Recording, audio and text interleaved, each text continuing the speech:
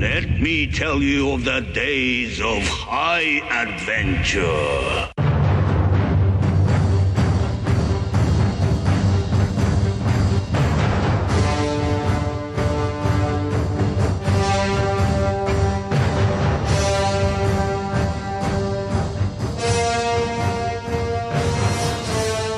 Hello, I'm Kevin. And I'm John. And this is 6 Degrees of Schwarzenegger, the podcast where we take a long, hard look back at some of our favorite action movies from the era of he got through. Schwarzenegger is the icon of the genre, and we're taking a deep dive into some of these 80s and 90s cult action movies, and we're breaking them all the way down.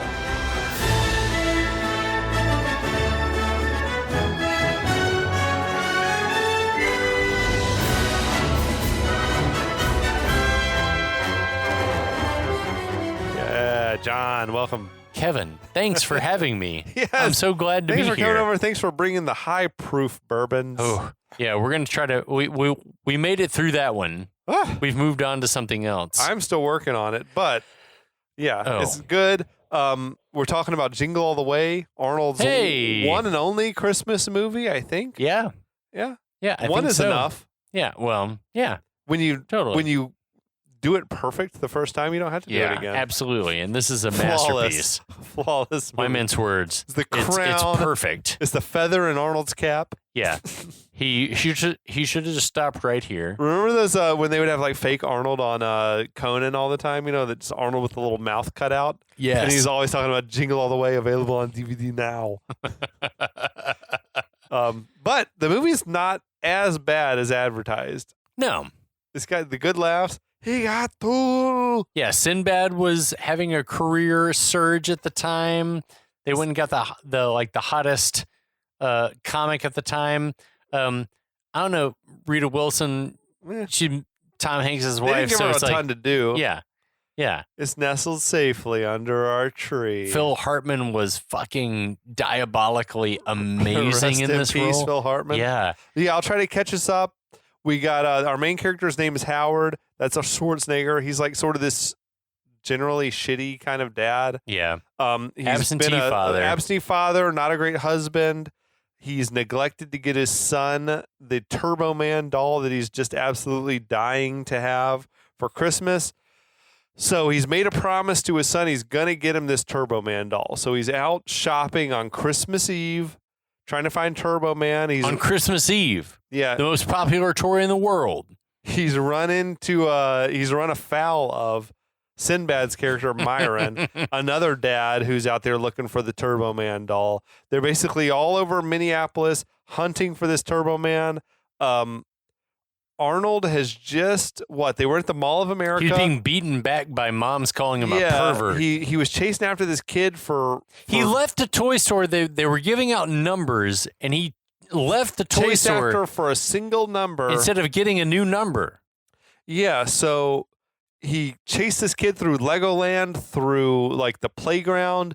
Moms were beating on him because they thought he was trying to molest their kid or whatever. He jumped on a multi-$1,000 piano. Yeah, now he's wandered off. He's like, I'm not a pervert. I just want the Turbo Man doll. Totally a perv. And that's where we're at. Yeah, that's it. That's the whole... Do you guys get it? Do you have it? Oh, okay. So as Howard walks away from the crowd of moms who've loudly and vocally accused him of being a prevert, the mall Santa, played by Jim Belushi, he goes, psst, and asks, hey, do you need a Turbo Man doll for Christmas? Howard's like, forget it, I'm not going to sit on your lap. And Jim Belushi says, hey, Chief, it's not my bag.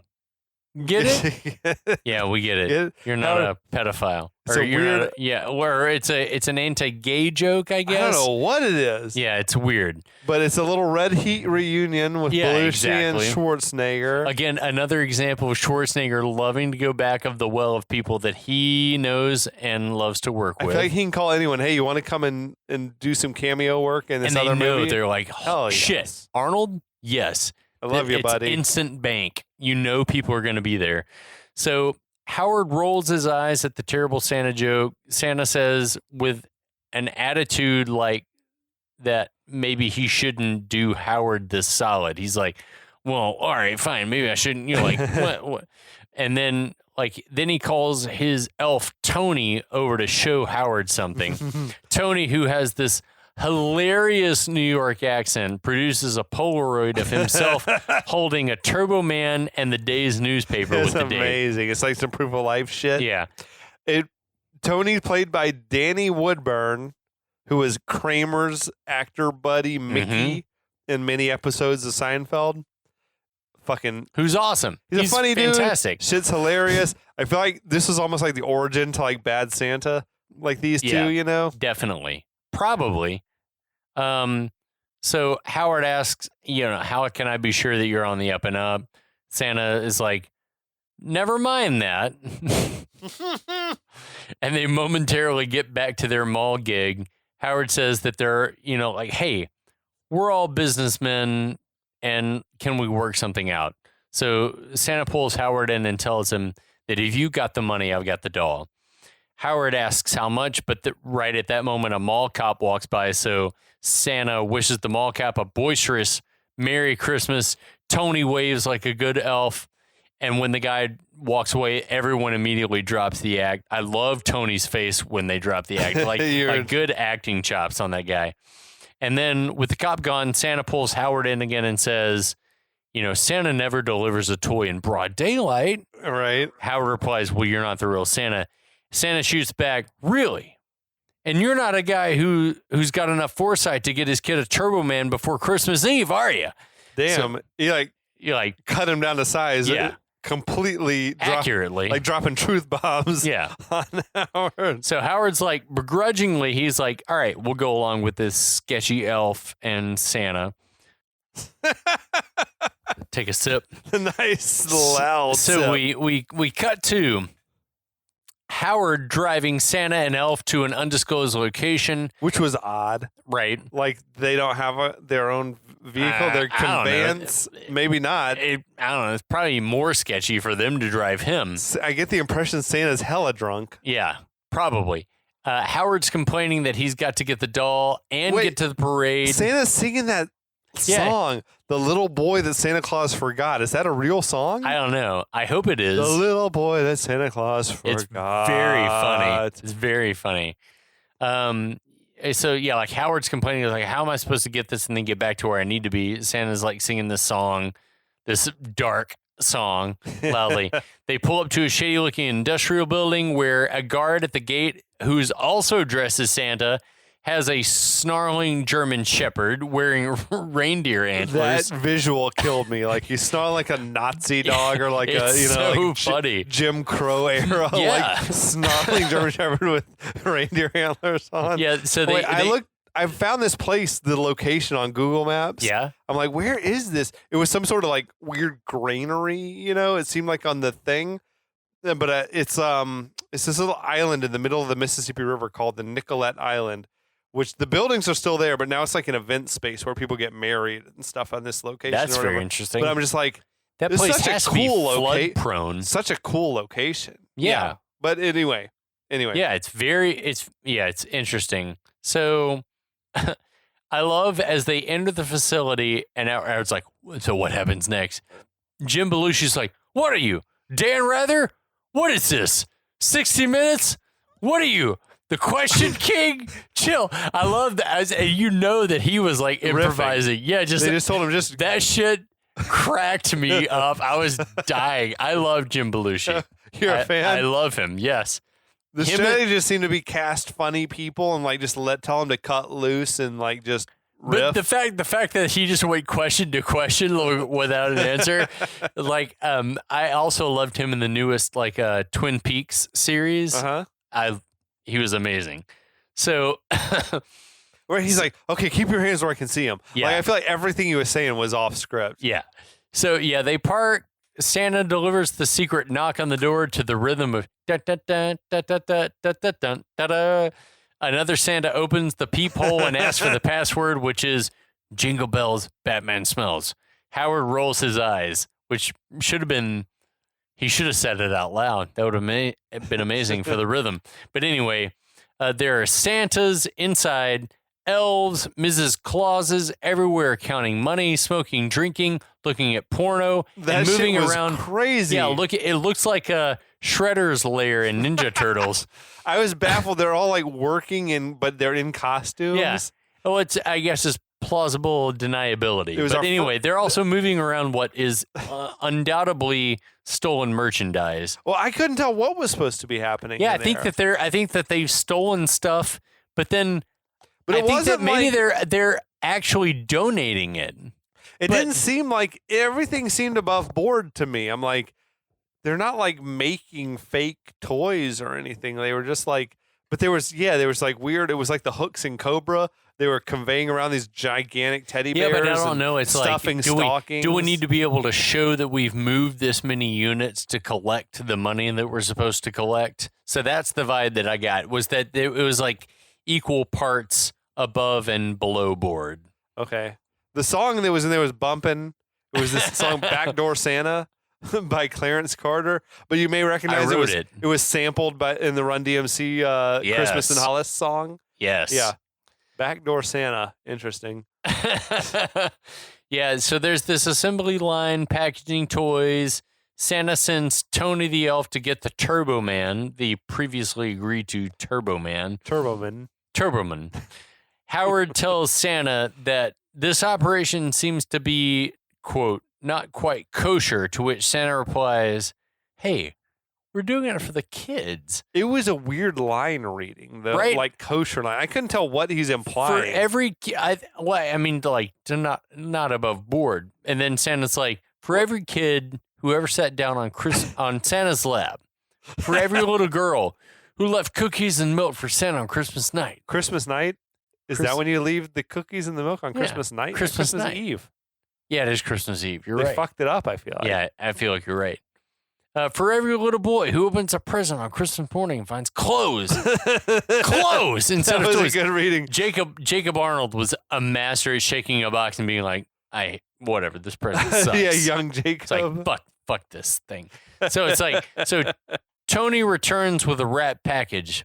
Santa says it'll be $300. Dollars? No, Christmas kisses. Yes, dollars.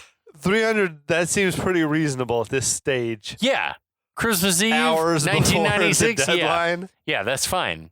Whatever it takes. You own your own business? Take it out of your paycheck. It's not illegal to buy a thing and sell it at a profit. No. So Howard forks over the money in disgust, then starts to rip open the package. But Santa's like, whoa, don't do that here. Then the Turbo Man, which he shakes, is like, starts hablang Espanol. Me amo Turbo Man or some shit. Yeah. Santa says, it's multilingual and it's going to be fun and educational. But Howard's like, he opens the box and immediately the toy like disintegrates. Howard, take the toy and run. You get home, you tell your wife, I don't know, I never pressed the button. Or whatever. It was speaking English. Absolutely. There's a switch. A switch must have flipped. It was speaking English earlier. I don't know. You're golden. Your ass is covered as long as you just have a toy. Yeah, to just give the to kid. say. And then she's like, "We can't present him this. We say you did your part. We say we've gotten good word from Santa that your toy is on the way, and that's all you have to say. As long as if you're Howard, as long as you bring home a Turbo Man, you can at least defend yourself. I've been a kid. All you have to say is, it's on the way. Yes, that's all you have to say. So we get a long, slow Arnold glare at the camera. Howard shoves the broken toy at Tony, then demands his money back. But Santa says, hey, man, all sales are final. Howard calls the Santas and company a bunch of sleazy conmen, degenerates, lowlives, criminals, etc. To which that was weird. Yeah, that was weird to do when you're outnumbered 100 to 1. To which Jim Belushi's like, hey man, that's a bridge too far. There's a collective gasp among the Santas. Then Belushi Santa says, hey, I'm going to pick a fight. But Howard says, I'm not going to hit a Santa Claus. So Santa calls him chicken, tries to Marty McFly him in front of the... I feel like it was the origin of the Arrested Development, like the chicken Yes, dance. I did. I thought the same thing. Ca-ca-cha. So, like, trying to humiliate him in front of the other Santa. Tries to humiliate him in front of all the other Santas. Hold on. John is so drunk. She's so drunk. Tries to humiliate him in front of all of the other Santas. Mm-hmm. Then Howard grabs Santa, punches him into next week in what is a feat of strength. That was an amazing.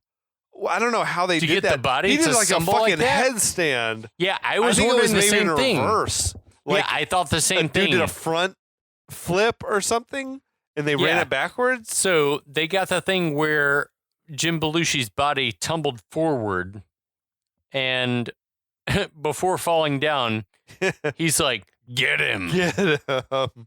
So another Santa literally flips out into action with candy cane nunchucks.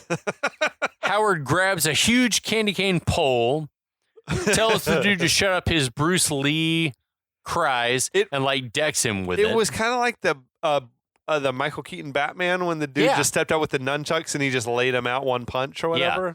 Yeah. Much like Raiders of the Lost Ark. Yeah, where yeah, dude like jump out with the thing. Yeah. He just like fucking beats his ass to death with that candy cane. So then other dudes start to attack, but then Howard starts to like fend him.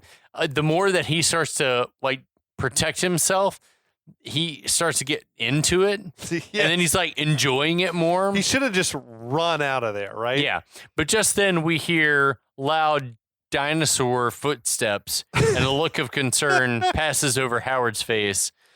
A slow pan up shows a giant Santa who disrobes, snaps his suspenders, and says, "I'm gonna deck your halls, bub." Which that's a big Wolverine line. Bub is a big Wolverine thing. Deck your halls, bub. I'm gonna deck. Great line reading from Paul White. Yeah, AKA the Giant. AKA the Giant. The Big Show. Yeah, the Big Show from WCW, WWE wrestling fame. How weird was it when a wrestler would like change outfits and then just all of a sudden they had a different name, like with no explanation? Like, oh my God, it's the Big Show. And it's like, no one's ever called him that before, JR. Yeah. He's, it's Psycho Sid. No, it's Sid Vicious, right? Like, it's not. What? Huh? Oh, so you think that they were like hinging on like if JR called them something? It's the Big Show. What? No. Well, now it is. He's only ever been the Giant. Now we continue whatever you just said. It's the Big Boss Man. That's kind of awesome, though. Big Van Vader. All these dudes. Well, man, they should have met with JR ahead of time. Don't do it. Dear God. Dear God, don't do it. He's killed him. Oh, his whole family's dead. What's this movie about? Remember the fucking Disco Inferno? Yes. What a weird character. It's so strange. Here's the Disco Inferno. He's not here to lose. He's not here to lose a match to fucking Scott Steiner or somebody. But he's so funny. He's very funny. He's the Disco Inferno. That's still Mick Foley, right? No, I don't know who the Disco Inferno was. Mick Foley was like Cactus Jack / But he was several people. / Holy shit, hold on. Mankind. Right now, there are literally dozens and dozens of Mankind fans. That's the Disco Inferno. I don't know who he was. He was some Italian fuck, some fake John Travolta, like Saturday Night Fever type shit. Holy shit. Is he dead? No. It was, I think it was Terry Funk. The Disco Inferno was a nobody. He was a nobody. He had a big hawk sort of nose, like a big Roman nose. Glenn Gilberti, American pro wrestler known for appearances as Disco Inferno. 6-year tenure on WCW. Absolutely. One-time cruiserweight, 2-time television champ. He held belts? 1-time tag team champ. I remember Disco Inferno. Disco Inferno. But I need to see him is the thing.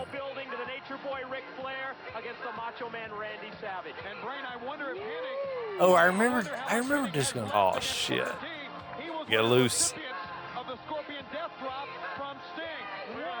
I remember. All right. He had a pompadour, sort of. He was a John Travolta knockoff, sort of like Saturday Night Fever thing.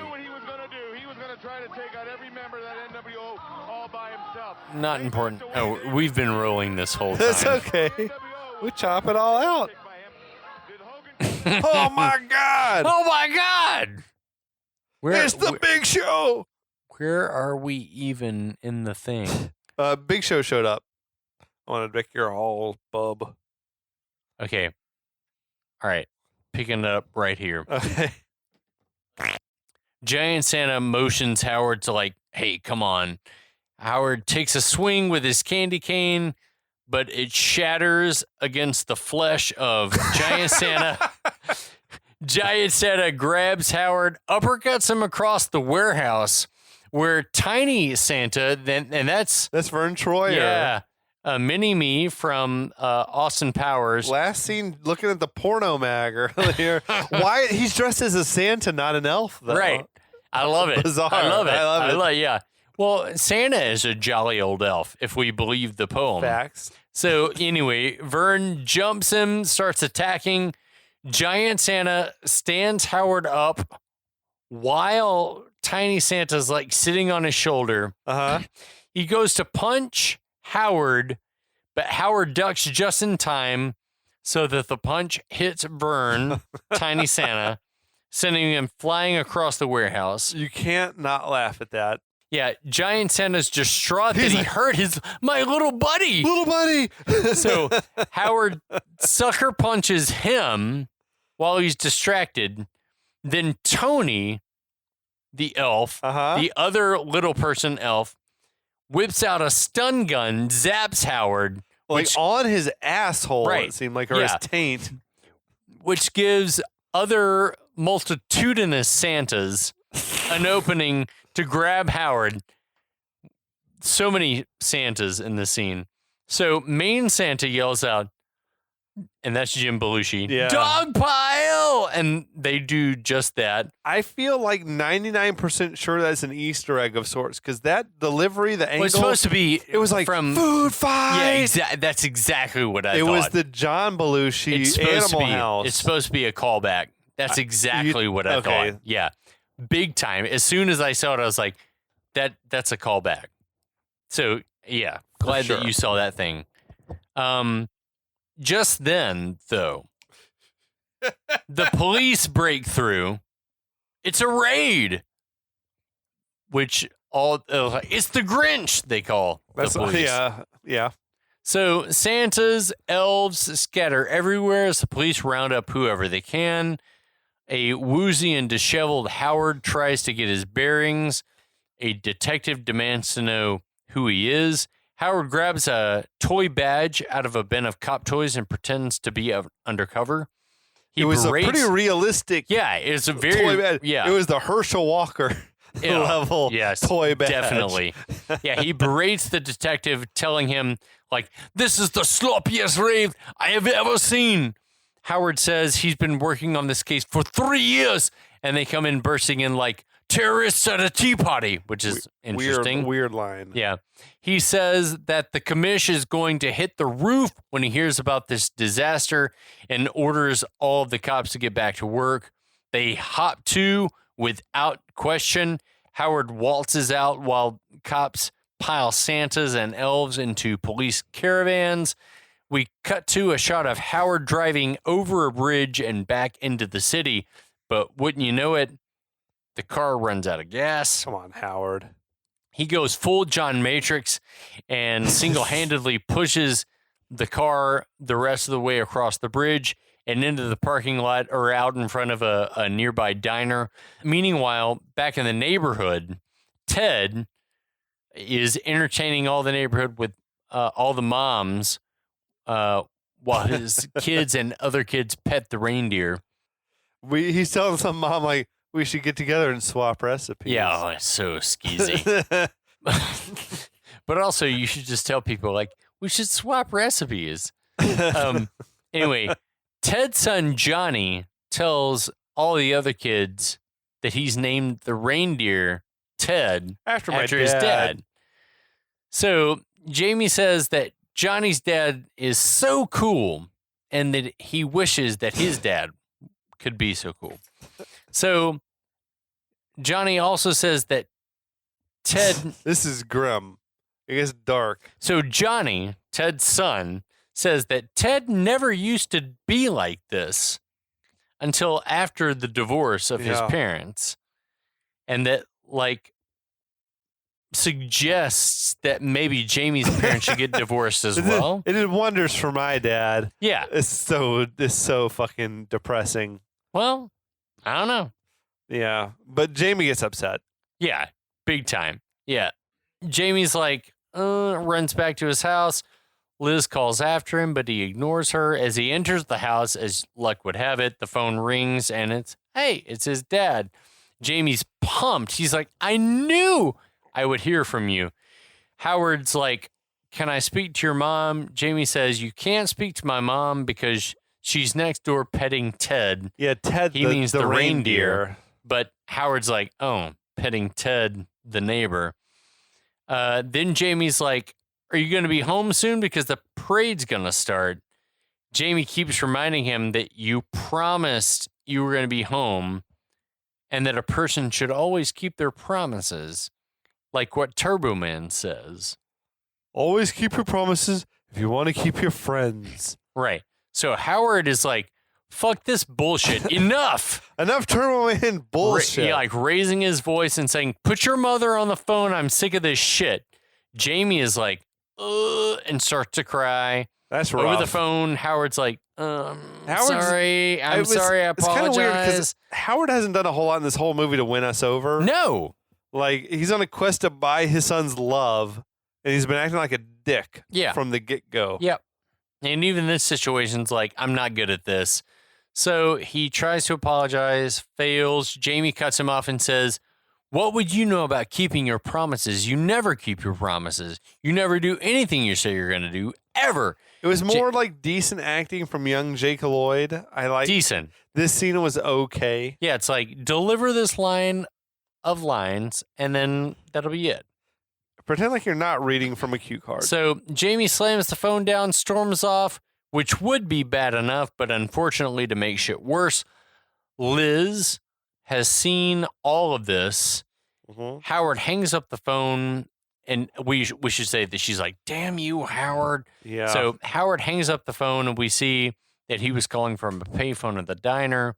As he walks shell-shocked away from the payphone, he motions to the cook for... Hold on. I got to say, I don't want to sound like a dick, but I wonder, like, we've seen nothing to indicate that Liz works. Right. Like, that she has a job. Right.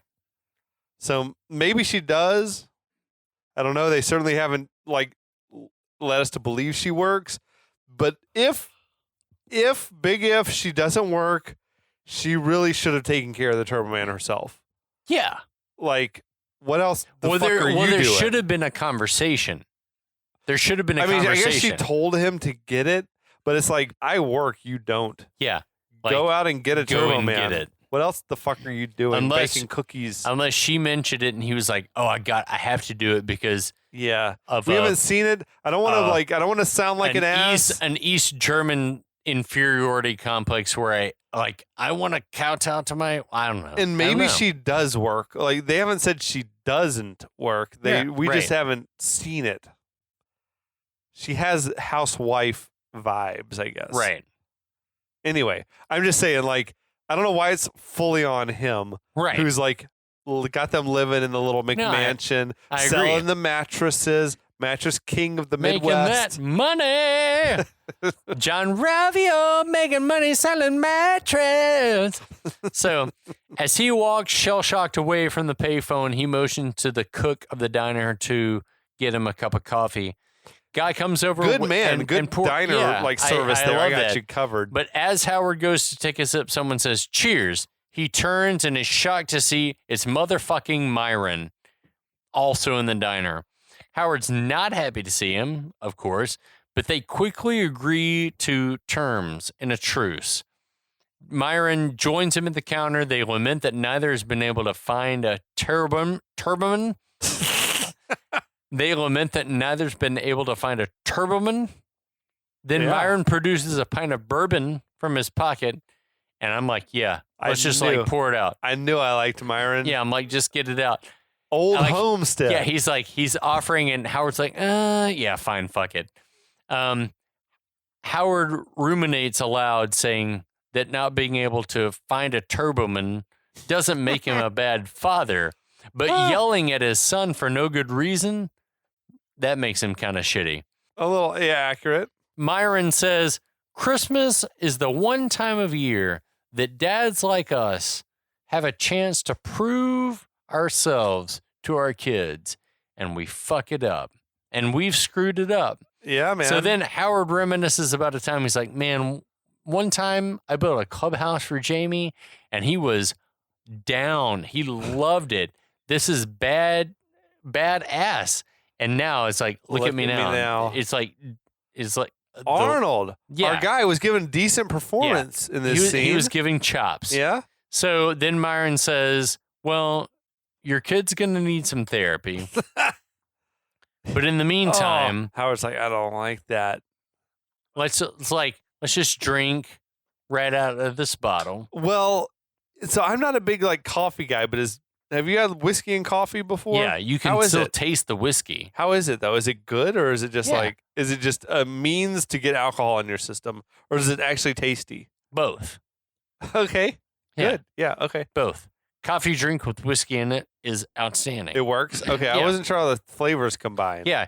I mean, if you're into sweetener, number one, if you're just a coffee guy with booze in it, you're still maybe going to want a sweetener. It's fine without, but you just want to get drunk. But for the most part, if it's whatever, put some booze, put a sweetener so that it tastes a little better. But in this instance, it's like, let's get ripped. It is afternoon after all. It's not like whatever. Yeah. It's not too scandalous. Exactly. So Myron then shares a story about how his dad let him down one Christmas and he never got over it. Myron says the toy he described, the Johnny 7 OMA gun, was apparently a real toy in the 60s. I didn't realize that. Yeah, I'm like, oh, that sounds totally made up. But apparently it was a real toy in the 60s. Anyway, just thought I'd say that. Yeah, so like a red rifle thing. I don't know what it was. It was Christmas like Story. It was the Johnny 7 one-man army gun. It could do 7 different things. Yeah, so Myron says, because I never got the thing, I've become a complete loser. I'm a loser. So Howard's my neighbor got the thing and he became a billionaire. A billionaire. Yeah, he cites his billionaire neighbor. He was so down on himself. He's like, and me, I'm just a loser with no future. And Howard looks at grim. Howard looks at him, and then like imagines his son saying the same thing as like, oh, fuck no. Here's to you, Dad. He says and takes a big, young Jake Lloyd drinking from that old Homestead bourbon bottle. I love that. That was a fucking great visual. Yeah. So Howard snaps out of the nightmare desperately, says he can't let all this happen, and that he has to get away to get his hands on a Turbo Man doll. So at that very moment, the DJ... It was the Deus Ex Machina time. Yeah, he's like, oh, shit, I have to go. So at been that looking moment... for a Turbo Man? Yeah. Hey, a DJ man on the radio... A DJ on the radio says, hey, man, a DJ man says, we've got a Turbo Man. We're going to be giving away to the first person who can call in and correctly identify all 8 of Santa's reindeer. Could you do that? Definitely. Okay. Asher, Dancer, Prancer, Vixen, Comet, Cupid, Donner. I have to think of the song. Is it Donder or Donner? Donder. Okay. I think of the song like, Dasher. And yeah, exactly. And I'm sure that's what Arnold was too. So Howard and Myron immediately jump up and race to the payphone. Howard gets in first, slams the door on Myron's arm. Myron manages to pull the door open, but Howard clubs him over the head with the payphone. Howard dials the number, tries to remember all the 8 reindeer names while still struggling with Myron. The call gets through to the DJ, and Howard says, "I've got the answer." But Myron says, "No, you don't," and clubs him over the head, like pulls the cord Yanks it, out. yeah. Yeah. Laughs maniacally, like still holding the thing.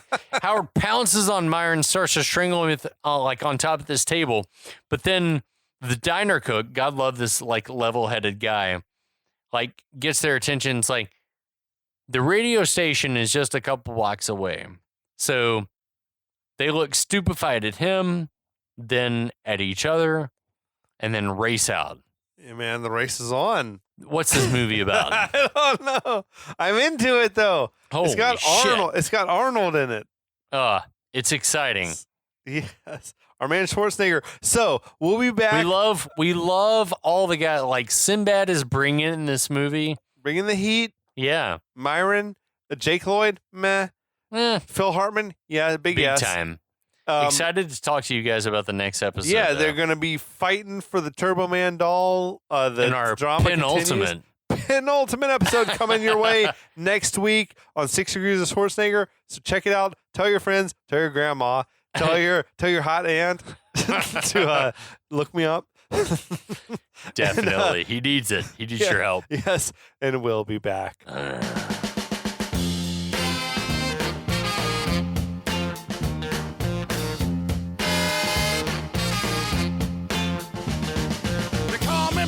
Santa, I make my runs about the break of day.